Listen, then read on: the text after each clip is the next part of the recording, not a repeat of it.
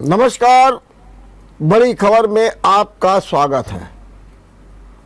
इस समय Delhi police, Haryana police बनाम पंजाब पुलिस बड़ी तनातनी चल रही है और हरियाणा के गृह मंत्री अनिल विज ने साफ शब्दों में कह दिया है कि वो दिल्ली पुलिस के साथ है। दिल्ली पुलिस मतलब केंद्र सरकार की पुलिस।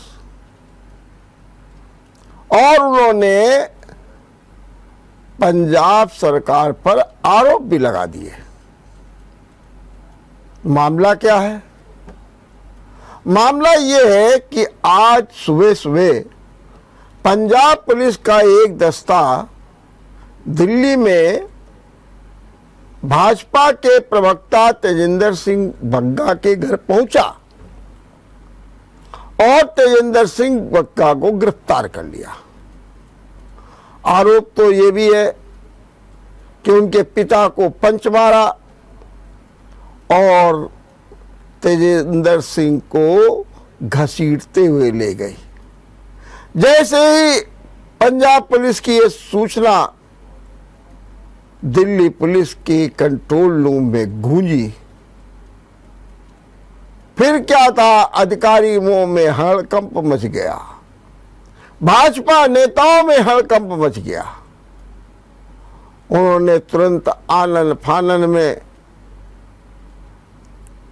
पंजाब पुलिस के खिलाफ अपहरण का केस दर्ज कर दिया और ये दर्ज किया कि जबरन बग्गा को पुलिस ले गई। अपहरण का केस दर्ज कर दिया और इतना ही नहीं, अपहरण का केस दर्ज करते ही चाक चौबंद हो गई। हरियाणा पुलिस को अलर्ट कर दिया और कहा कि पंजाब पुलिस का जो दस्ता आपके यहां से गुजर रहा उसको रोक लीजिए।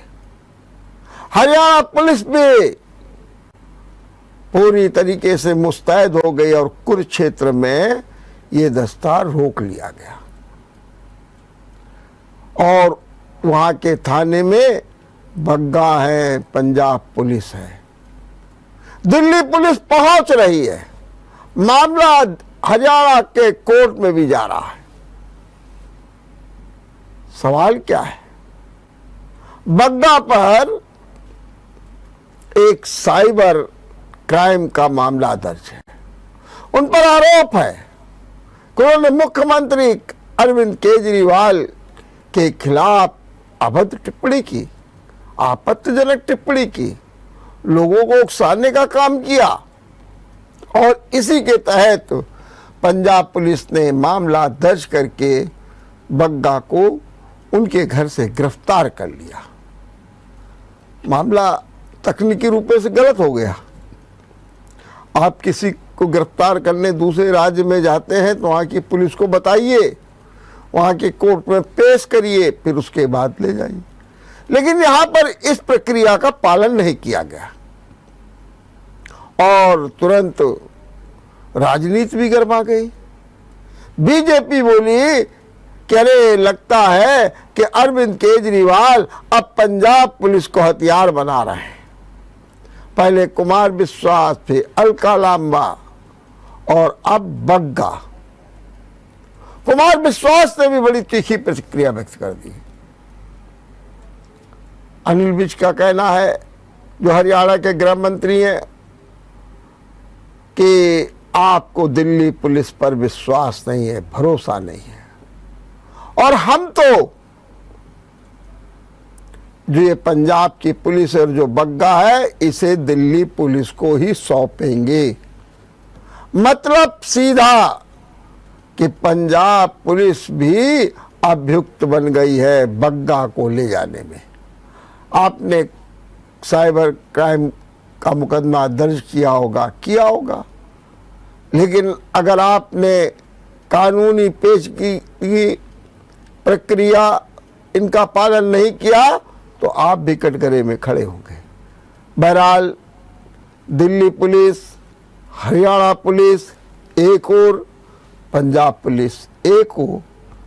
मामला हरियाणा पंजाब के हाई कोर्ट में तक अब देखना है क्या निर्णय होता है। क्या दिल्ली पुलिस, पंजाब पुलिस और बग्गा को एक साथ लेकर के दिल्ली लौटती है, बग्गा को छोड़ देती है और पंजाब पुलिस पर अपहरण की कार्रवाई करती है। दूसरी खबर, इस समय वाराणसी में थोड़ा सा तनाव का माहौल है। वाराणसी कोर्ट के आदेश पर ज्ञानवापी मस्जिद के सर्वे के लिए एक टीम पहुंच रही है और उस टीम के लिए वहां पर संत महात्मा और जो ज्ञानवापी मस्जिद की इंतजामिया कमेटी है, दोनों आमने सामने हो गए। अब जो वहाँ की जो कमेटी है ज्ञानवापी मस्जिद की, वो कह रही है कि हम एक कानून के तहत, एक नियम के तहत हम किसी भी गैर मुस्लिम को सर्वे के लिए मस्जिद में प्रवेश नहीं देंगे। वहीं दूसरी ओर संत महात्मा कह रहे हैं कि नहीं, वीडियोग्राफी भी बनवाइए, सर्वे पूरा करिए, 3-4 दिन तक सर्वे होना है ताकि हकीकत सामने आ जाए। वैसे तो ज्ञानवापी मस्जिद को लेकर के एक लंबे समय से विवाद चल रहा है, मुकदमा चल रहा है, लेकिन ताजा मामला क्या है? ताजा मामला ये है कि 5 महिलाओं ने वाराणसी की सिविल कोर्ट में एक मुकदमा दायर किया और कहा कि श्रृंगार गौरी का मंदिर ज्ञानवापी मस्जिद के परिसर में है, उसकी दीवार से सटा हुआ है। मेरा निवेदन यह है कि हम लोगों को श्रृंगार गौरी का पूजन करने की अनुमति दी जाए। जो न्यायिक प्रक्रिया थी वो चली, लेकिन उसके बाद फिर ये हुआ कि सिविल कोर्ट ने सर्वे का फैसला लिया कि जरा हकीकत समझें। अब जब सर्वे की बात आ रही है तो फिर विवाद की स्थिति पैदा हो रही है। आज जुमे की भी नमाज का दिन है, भारी फोर्स तैनात कर दिया गया है, इसके बावजूद एक महिला ज्ञानवापी मस्जिद के गेट पर नमाज पढ़ने लगी। पुलिस ने उसको हिरासत में ले लिया। श्रृंगार गौरी का पूजन भी शुरू कर दिया गया, वो विवादित स्थल पर नहीं, बाहर। तो इस तरीके से आज वाराणसी में भी एक तनाव और खिंचाव का भी माहौल है और पुलिस ने सुरक्षा के कड़े बंदोबस्त कर रखे। हमारे मुख्यमंत्री योगी आदित्यनाथ आज अयोध्या में हैं, रामलला के दर्शन, हनुमानगढ़ी के दर्शन, पूजन, सब कुछ। लेकिन उसके साथ में काम क्या? मंडली समीक्षा।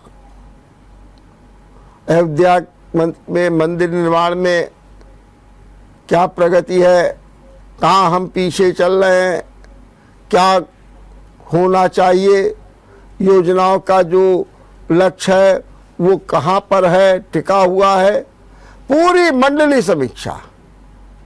सड़कों की क्या स्थिति है, क्योंकि योगी आदित्यनाथ के जो प्रायोरिटीज के, यहाँ यूँ कहिए टॉप प्रायोरिटीज के जो काम है उसमें अयोध्या का विकास भी है। मुख्यमंत्री योगी आदित्यनाथ ने एक बार ये प्रस्तुत कर दिया है कि अयोध्या के प्रति, राम के प्रति हमारी प्रतिबद्धता है और हम उसको पूरा करके रहेंगे। तो मुख्यमंत्री योगी आदित्यनाथ आज जो है अपने व्यस्ततम कार्यक्रम के बावजूद अयोध्या में है और इससे अयोध्या में भी एक विशेष चहलकदमी है। अयोध्या में भी एक नया ऊर्जा का संचार हो रहा है।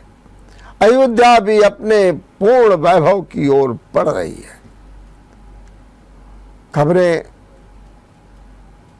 आज आजम खां की भी आई है। सुप्रीम कोर्ट थोड़ा सा नाराज हो गया है। सुप्रीम कोर्ट ने कहा कि आजम खां को 87 मुकदमों में से 86 मुकदमों में जमानत मिल गई है, एक में क्यों नहीं मिली, 137 दिनों तक क्यों रिजर्व रखा गया है फैसले को।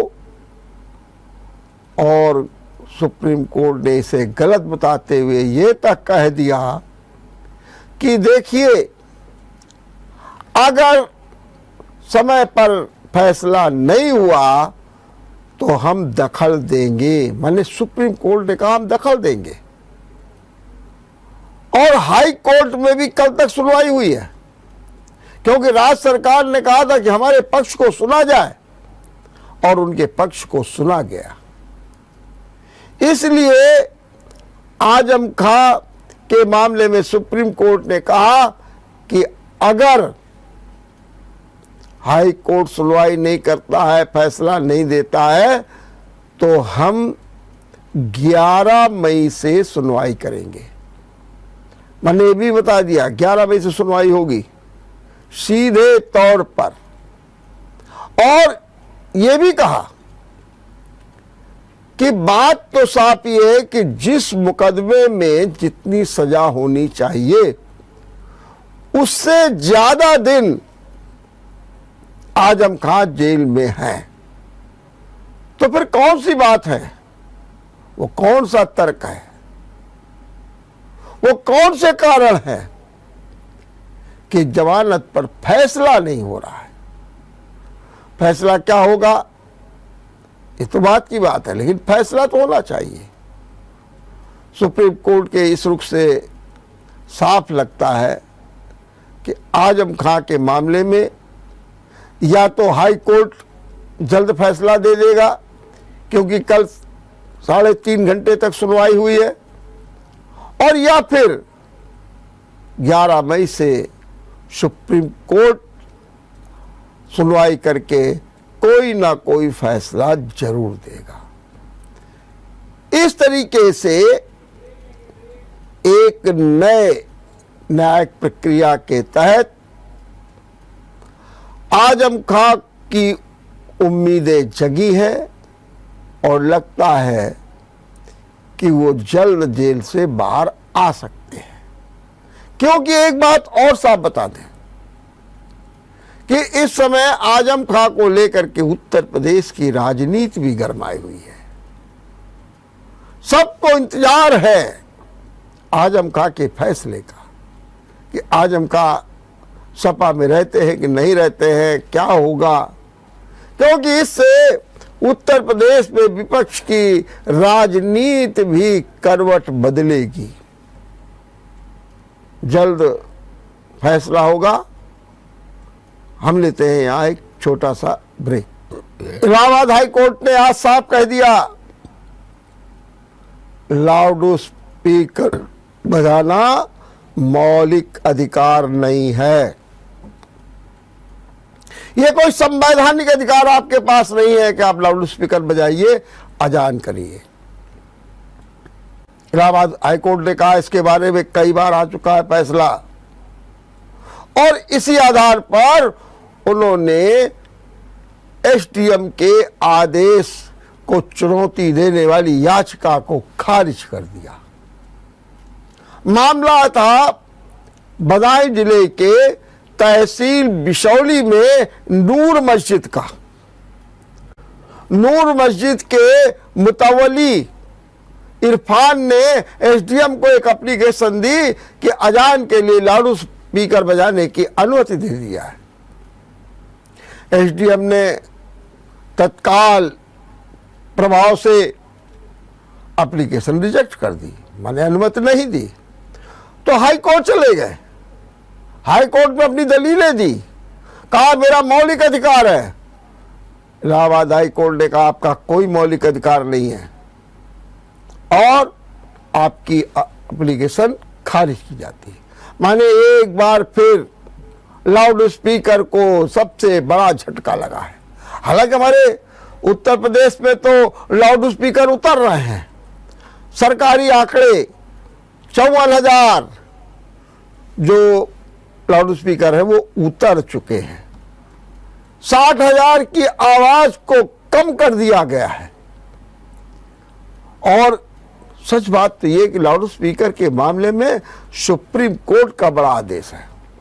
सुप्रीम कोर्ट का कहना है कि रात को 10 बजे के बाद लाउड स्पीकर नहीं बजाया जा सकता। नंबर 1, सुबह 6 बजे तक तो बिल्कुल नहीं बजाइए। हाँ, अगर आपको लाउड स्पीकर बजाना है, किसी हाल में बजाना है, कुछ है, तो उसकी आवाज परिसर तक ही रहनी चाहिए, नंबर 1। और नंबर 2, उसकी आवाज का किसी पर असर नहीं पड़ना चाहिए। सिंगर सोनू निगम ने तो यही बात कही थी कि अजान से हमारी नींद में खलल पड़ती है। इलाहाबाद यूनिवर्सिटी की कुलपति ने भी यही बात की थी और लाउड स्पीकर की आवाज को धीमा किया गया।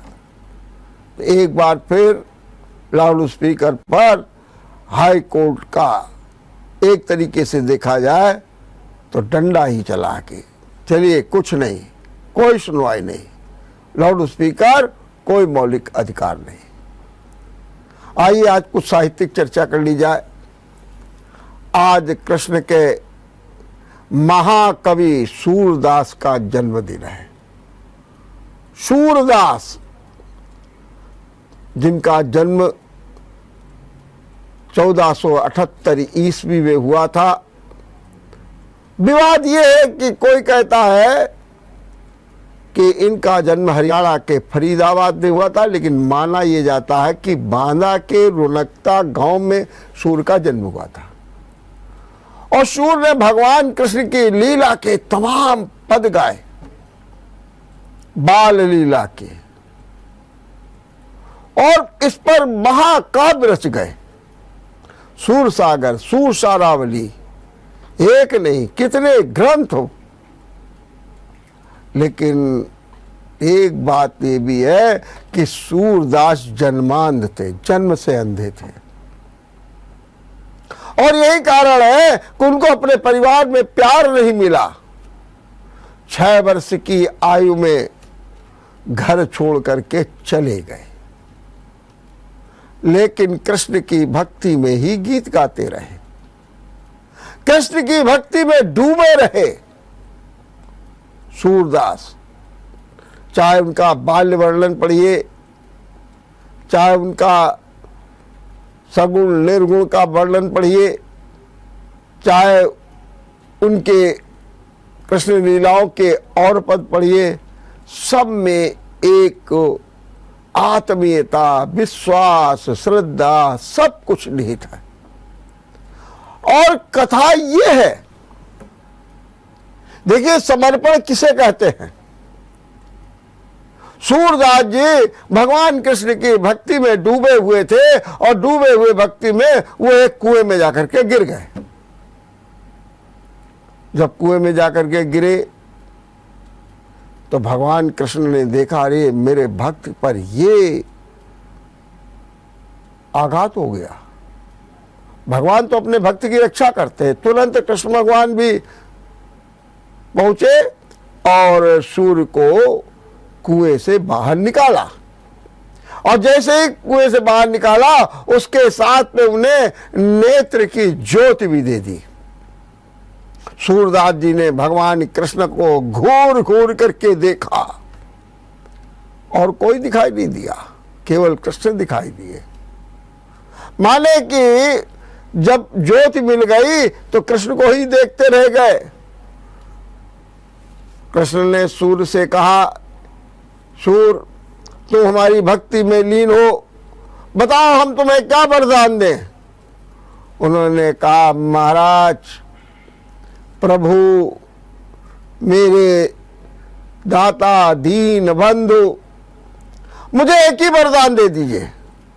उन्होंने कहा, क्या वरदान दे दे? उन्होंने कहा, मुझे फिर से अंधा कर दीजिए। उन्हें, क्या कह रहे हो, जन्म से अंधे थे, हमने ज्योति दे दी, अब कह रहे हो फिर से अंधा कर दो। उन्होंने कहा कि हाँ हाँ प्रभु, फिर से अंधा कर दीजिए, मैं आपके सिवा इस दुनिया में कोई कुछ भी नहीं देखना चाहता हूं, मैंने आपके दर्शन कर लिए प्रभु, अब इससे बढ़कर के क्या होगा, अब मैं कुछ नहीं देखना चाहता हूं इस सांसारिक जीवन में। और तुरंत भगवान ने उनकी इच्छा को पूर्ण किया और फिर एक बार सूर्य कृष्ण की भक्ति में लीन हो गए। ऐसे ऐसे संत महात्मा कवि हमारे देश में रहे हैं। यही कारण है कि आज जो हमारे पास जो कुछ बचा हुआ है वो सब इन्हीं की देन है। देखते रहिए बड़ी खबर। नमस्कार। अवगुण चित न धरू प्रभु मोरे, अवगुण चित न धरू प्रभु मोरे, अवगुण चित न धरू।